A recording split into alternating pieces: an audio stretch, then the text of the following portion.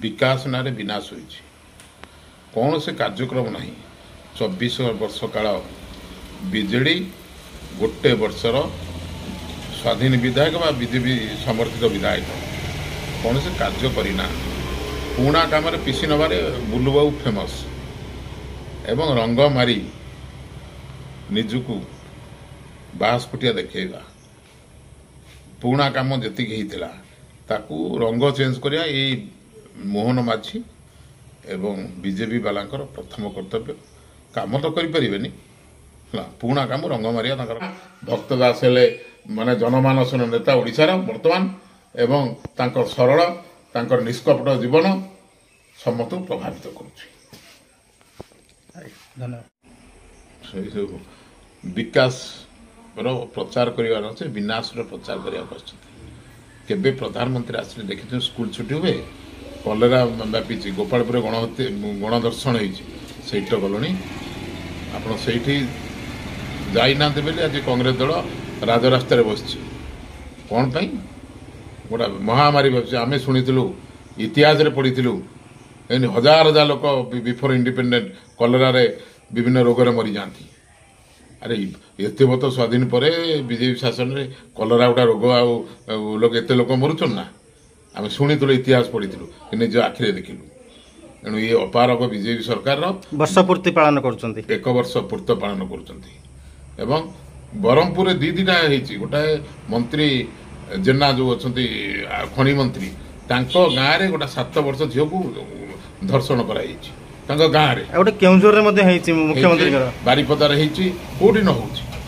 महिला मान सुरक्षित नुहति महिला मान को माने खेलना ये भाई जो मनुवादी चिंताधारा आरएसएस ये आरएसएस हिंदू जागरण मंचर जो मनुवादी चिंताधारा बर्तमान महिला मान महिला मान घरे रुहतु महिला मान राजरास्त आसतु ना महिला मान अत्याचार करने से कर्मी लगे आप देखिए भारत वर्ष जिते रेप हो सब बीजेपी संपर्क ओडिशार से अवस्था सृष्टि है एणु मुझे जनसाधारण अनुरोध करुच्ची भक्त दास नेतृत्व में भक्त दास प्रति विश्वास रख कांग्रेस दल शासन को आइले क्या छड़ा जीवनी ऑफिसर को छड़ा जीवनी रेफिस्ट को छड़ा जीवनी समस्त को जेल पुरेबू फांसी दबू एवं जो ऑफिसर करप्शन कर बांधिकी भितर पुरे तापर जो कथा परिचय कह प्रदीप्त कुमार दास प्रदेश कांग्रेस कमिटर पूर्वतन साधारण संपादक और बर्तमान गंजाम ईस्ट प्रभारी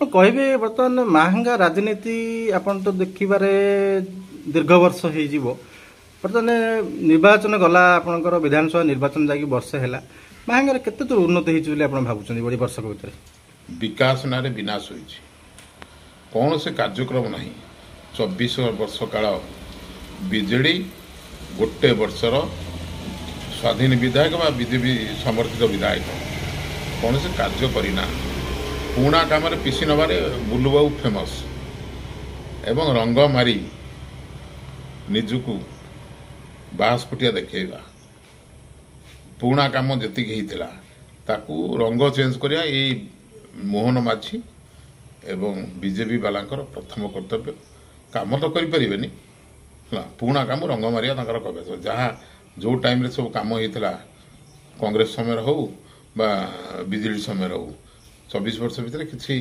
जहाँ भी किसी काम हम रंग मारिकी निज ना लिखा प्रथम कार्य आप जानी मे भी वर्षक भितर किसी नुआ काम आसला महंगा मु तो कहीं जानी देखी पार से पुणा काम चली पुराना काम आपंकर ग्रामीण विभाग हो आरडी विभाग एवं जो रहा आरएनबी विभाग रे विभिन्न प्रकार दुर्नीति होली डेली डेली आम न्यूज पेपर खबर कागज बाहर तो आम भी देखुचु प्रत्येक रास्ता जो रास्ता आज या सका से फाटिकिया मु बहुत जगह देखी बहुत आप मीडिया मत धन्यवाद देवी से जो धारा माने गोड़े गोईठा मारिक पिछू भाई दौरान ये बिना पैसा पीसी हूँ करामती राधे राधे तुम दुख आमर थे एवं ये विधायक अच्छा पूर्वतन विधायक मध्य संपृक्त अच्छा से जो पुणा काम थिला तादर प्रतादना पीसी नहीं जाइए बर्तमान विधायक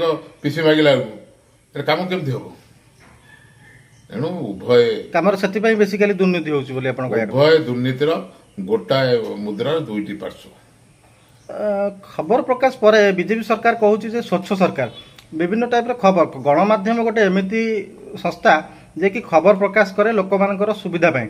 ଖବର ପ୍ରକାଶ ପରେ ଯେଉଁ ରହିଲେ ବିଭାଗୀୟ ଅଧିକାରୀ ମାନଙ୍କ ଉପରେ ସରକାର କୌଣସି କାର୍ଯ୍ୟାନୁଷ୍ଠାନ ନେଉନାହାନ୍ତି। ସ୍ପେଶାଲି ଯଦି କହିବା ଆମେ ନିଶ୍ଚୟ କହିଲେ ଗ୍ରାମ୍ୟ ବିଭାଗ ହେଉ କି ସାଲେପୁର ଆର୍ଡି ଯେଉଁ ଅଛି R&B ଅଛି ଆପଣଙ୍କର ତାପରେ କୌଣସି ପ୍ରକାର କାର୍ଯ୍ୟାନୁଷ୍ଠାନ ହେଉନି, କ'ଣ କହିବେ ଆପଣଙ୍କର? ମୁଁ ଶୁଣିଛି, ମୋ ସହ ଦେଖିନି କେବେ ନାହିଁ। ଆପଣ ମିଡ଼ିଆ ମାଧ୍ୟମରେ ଜାଣିପାରୁଛି ଜଣେ ଏଠି ମହିଳା କିଏ ଅଛନ୍ତି SDO କି ଜେଇ ସେ ଗୁଡ଼ା କାହାକୁ ମାନୁନାହାନ୍ତି। ଇଏ ବିଜେପି MLA ବିଜେପି ଶାସନକୁ ମାନେ ହତାଦାର କରୁଛନ୍ତି କି ନାହିଁ ମୁଁ ଜାଣିନି, କି ତାଙ୍କ ଦ୍ୱାରା ପ୍ରେରିତ ହୋଇକିନି କାହାକୁ ସେ ମାନୁନାହାନ୍ତି।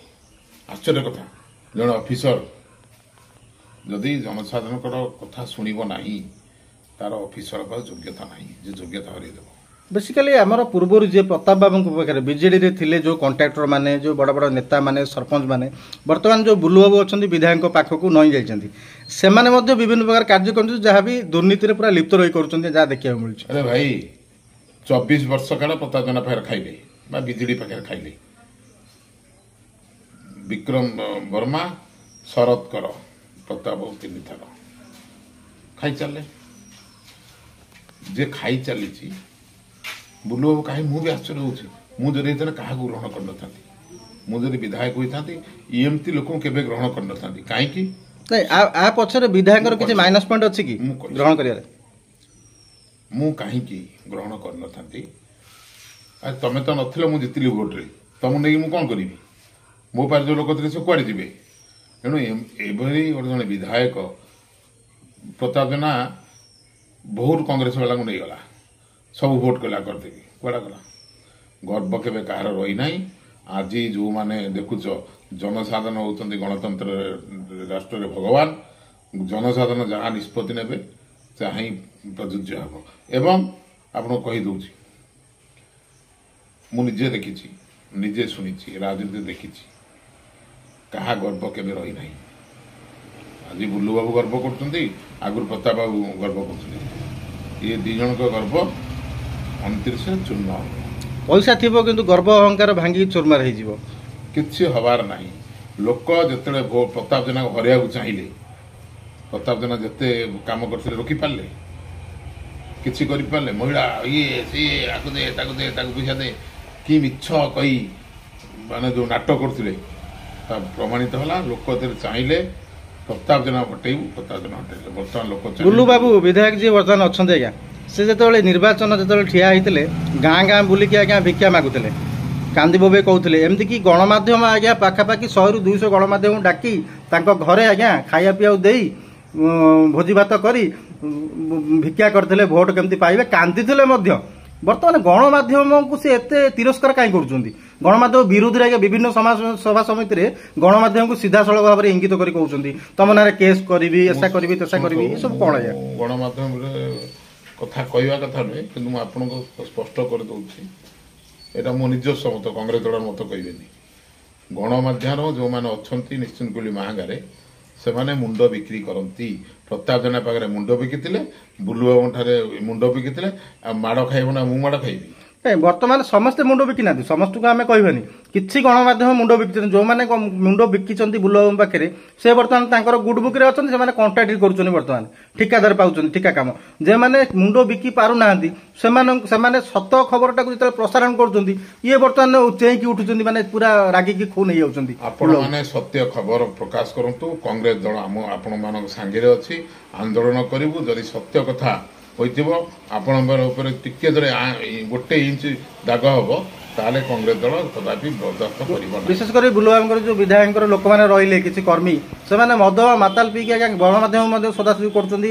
ଏଇ 3-4ଟା ଖଣ୍ଡେ କେସ୍ କଲେଣି। କହିଲା ଗଣମାଧ୍ୟମ ମାନେ ସମସ୍ତେ ଭଲ ନୁହନ୍ତି, ଗଣମାଧ୍ୟମ ସବୁ ବିକ୍ରି ହେବେ, ସଦା ଶୁଣିବି ମୁଁ ଶୁଣିବି? ଯେଉଁମାନେ ବିକ୍ରି ହଉଛନ୍ତି ସେମାନଙ୍କୁ ସଦନ୍ତୁ ଆଜ୍ଞା। ଯୋଉମାନେ ଇଲେକ୍ସନ ପୂର୍ବରୁ ବିକ୍ରି ହେଇଛନ୍ତି, ଥରେ ପଇସା ନେଇଛ ମାନେ ବିକ୍ରି ପୁରା ଜୀବନ ସାରା ହେଇଛ। ଆଜ୍ଞା ନିଶ୍ଚିତ ଭାବରେ। କ'ଣ କହିବେ କଂଗ୍ରେସର ରଣନୀତି ଆଗାମୀ ଦିନ? ରଣନୀତି କଂଗ୍ରେସର ଭକ୍ତ ଦାସଙ୍କ ନେତୃତ୍ୱରେ ରାହୁଲ ଗାନ୍ଧୀଙ୍କ ନେତୃତ୍ୱରେ ମଲ୍ଲିକାର୍ଜୁନ ଖଡ଼ଗେଙ୍କ ନେତୃତ୍ୱରେ ଓଡ଼ିଶାରେ 29 ମସିହାରେ ସରକାର ହେବ ଏବଂ 27 ମସିହା ଯେଉଁ ପଞ୍ଚାୟତ ଇଲେକ୍ସନ୍ ହେବ ତାର ଏକ ରିଫ୍ଲେକ୍ସନ୍ ଆପଣ ଦେଖିବେ।